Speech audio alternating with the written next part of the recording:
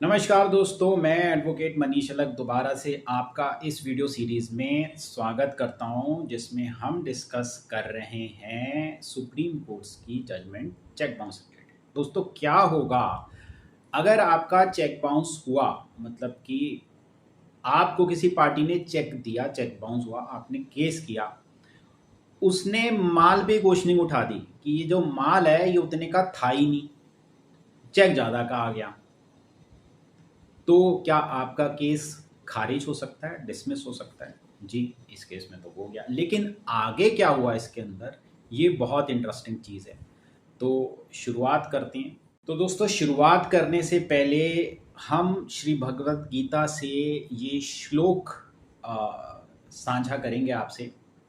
मयि सर्वाणि कर्मणि सज्ज अस्य अध्यात्म चेतस्य निराशीचीर निर्मम ओ भूतवा युद्ध स्व विगतस्वार्य।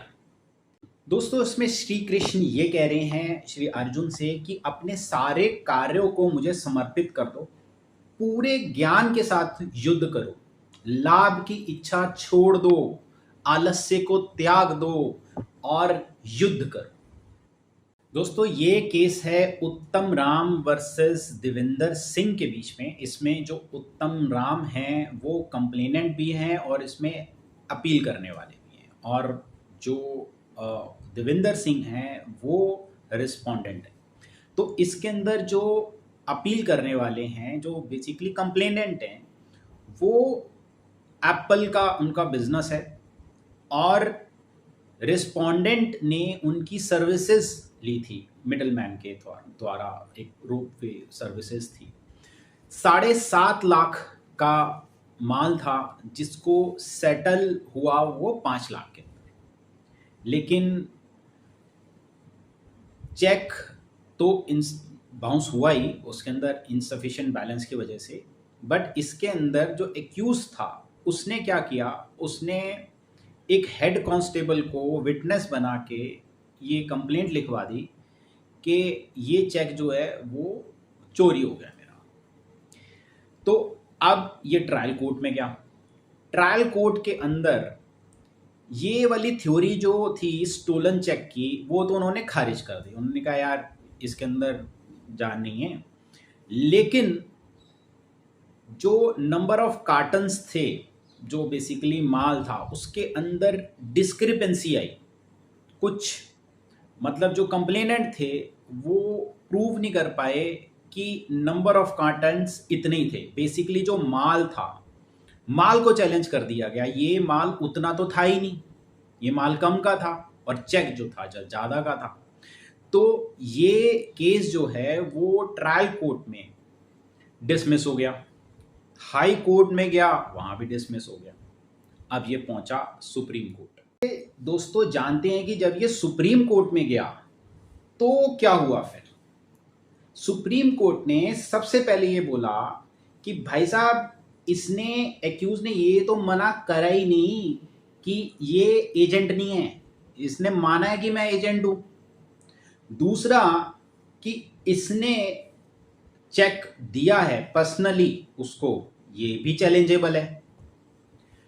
तीसरी चीज कि ये जो थ्योरी है स्टोलन चेक की, कि चेक खो गया, वो अभी भी डिस्प्यूटेड है। इसने एफआईआर क्यों नहीं करवाई? ठीक है जी, क्वेश्चनेबल है। और जो एक्यूज है उसने डिनाई तो किया ही नहीं कि ये मेरे साइन नहीं है, ये मेरी राइटिंग नहीं है। तो अगर एक्यूज जो है वो डिनाई नहीं कर रहा कि ये मेरे साइन नहीं है और इसने चेक उसको दिया, ये भी डिस्प्यूटेड है, ये प्रूव नहीं कर पाया ना वो, तो ट्रायल कोर्ट और हाई कोर्ट ये इसको डिसमिस कैसे कर सकते हैं? भाई बेसिक चीज तो यही है ना कि ये बंदा कह रहा है चेक मैंने साइन किया है और मैंने इसको दिया है, ये चीज चैलेंजेबल है, डिस्प्यूटेड हो गई ना स्टोलन थ्योरी। तो इसके अंदर फिर एक और टिप्पणी करी माननीय सुप्रीम कोर्ट ने। उन्होंने ये कहा कि भाई साहब ये बताओ कि ये केस किस चीज का चल रहा है, ये चेक बाउंस का केस चल रहा है या नंबर ऑफ कार्टन्स का चल रहा है। आप तो कंप्लेनेंट के पीछे ऐसे पड़ गए हैं कि जैसे उसकी रिस्पॉन्सिबिलिटी है ये पूरा वो करना, प्रूफ करना कि ये इतने नंबर ऑफ कार्टन्स थे। ये तो एक्यूज को चाहिए। और इसमें मेन मुद्दा तो चेक की बात हो रही है ना, बाद में डिस्क्रिपेंसी निकल कर आ रही है, बट चेक तो दिया गया है इसके अंदर। दोस्तों, इसके अंदर सुप्रीम कोर्ट ने अल्टीमेटली ये कहा कि जो एक्यूटल है वो इलीगल है और double the amount, 5 lakh something था तो 10,70,000 रुपये का पेमेंट का ऑर्डर आया।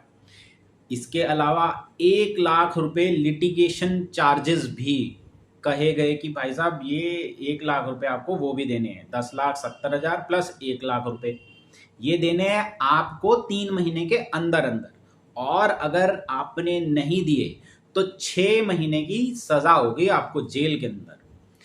तो दोस्तों, आपने देखा कि कभी कभी अगर आप जेन्युइन हैं भी तो किस तरीके से एक छोटा सा पॉइंट भी आपके पूरे केस को निचली अदालत के अंदर, इवन हाई कोर्ट के अंदर भी दिक्कत कर सकता है।